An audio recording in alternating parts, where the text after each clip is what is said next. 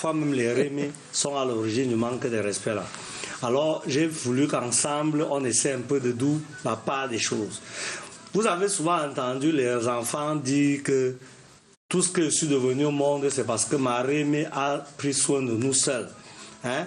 Notre Rémi nous avait abandonnés. Vous connaissez bien que ça arrive dans beaucoup de familles. Vous voyez que les enfants aiment plus leur mater que leur Rémi. C'est naturel, non? Qu'on va dire naturel, non, il y a beaucoup d'événements. C'est en Afrique que c'est comme ça. C'est en Afrique. Bon, que oui, c'est comme justement, ça. chez les Bantous, c'est naturel. Non, parce qu'il y a un problème d'éducation. Ah bon? Tu te rends compte que Qu'est-ce qui ne marche pas? quand tu as une femme avec les mounas, dès que tu as les pétards avec ton mari, la première chose c'est que tu go avec tes mounas, non? Oui, et tu dis toujours mon enfant. N'est-ce pas? La première chose c'est que tu veux go avec tes enfants. Oui. Maintenant tu règles tes problèmes avec ton mari sur tes mounas, tu lui donnes le chantage. Tu sais que tu sais que le mari aime les enfants, mais pour le punir de t'avoir éconduit ou bien d'avoir pas été d'accord avec toi, généralement les matins nous punissent en partant avec nos enfants. Tu vois un peu, non? Et leur malbouche fait souvent que le père même se désintéresse même. Ça veut dire que si c'est sur mes enfants que tu penses que tu peux me faire le chantage, quand ils seront grands, ils vont me chercher. Mais bon, tu sais que, naturellement, Yes. si tu poutes ton pâté, il t'a maté ici, Ouais. et que ta maté se met à crailler, Ouais. tu vas d'abord crailler parce que la maté craille. Je suis en train d'expliquer l'origine. Non, Même s'il n'y a pas de pas là-bas. Non, je suis en train d'expliquer que c'est la mère qui a porté l'enfant, qui garde l'enfant, qui doit rapprocher davantage son enfant de son père. Ouais. Elle ne doit pas régler ses problèmes avec son mari, avec les enfants.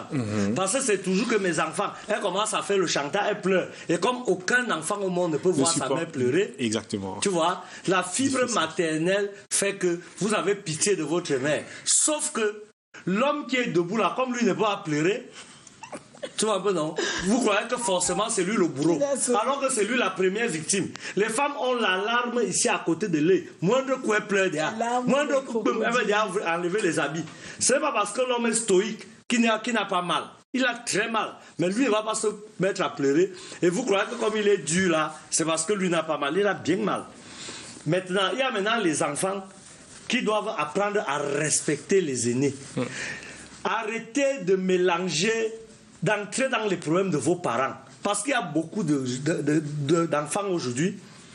Il a des problèmes avec son oncle, pas parce que lui-même a un problème avec son oncle. Il a des problèmes avec son oncle parce que son oncle et son père ne sont pas les amis. C'est-à-dire que ta mère et ton oncle ou bien ta tante ont leurs problèmes de leur âge, là-bas entre eux. Tu veux mélanger ça sur les enfants, comment entre les enfants ça devient un problème que les enfants de l'oncle là et moi on a déjà les problèmes. Est-ce que les problèmes sont héréditaires? Non. Quelle est cette hérédité que vous venez à mettre dans les problèmes? Moi je veux que mon cousin Pinto et moi ayons nos propres problèmes aussi parce qu'il y a la vie qui va nous imposer des problèmes qu'on aura nous deux. Mais vraiment, laissons les problèmes des parents, attendons nos vrais problèmes. Même avec voisin, dès que le voisin ne parle pas avec son voisin, les enfants entrent dans ça une fois. Donc, pas dit qu'on ne parle pas là-bas. Donc, j'ai tenté donc d'expliquer que c'est ce conflit-là qui a gâté la famille. Et dit aux parents que vraiment, ne vous servez pas de vos enfants. Et les enfants qui pensent qu'ils peuvent parler fort à leurs oncles là, un parent reste un parent, a le droit de malédiction sur toi. Ne pense pas que comme ce n'est pas lui ton géniteur, Oui, un aîné, tu manques de respect à un aîné, c'est biblique. Honore tes parents. C'est dans la Bible. Honorez vos parents. Ne pensez pas qu'on a dit que le parent c'est celui, ton père et ta mère. Non, le parent c'est celui qui peut être ton père. Celui qui peut être ta mère est déjà suffisamment parent. La malédiction, parce que vous êtes là, vous dites que vous n'avez pas le travail, la vie est devenue dure, vous souffrez.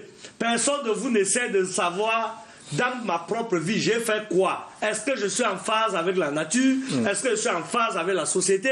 Est-ce que je suis en phase avec mes parents? Non, vous êtes partis à l'école, vous êtes devenus les grands intellectuels aujourd'hui, et aujourd'hui, tu viens dire à l'oncle que tu n'as rien fait dans ma vie.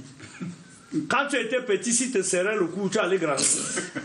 Non, ils font souvent comme si... Ça, c'est vrai. Oui, quand tu dis que tu n'as rien fait, si tu as laissé même en paix, c'est qu'il a déjà fait quelque chose pour toi. Si tu as même laissé en paix, c'est qu'il peut déjà faire quelque chose pour toi. Si tu as même laissé en paix.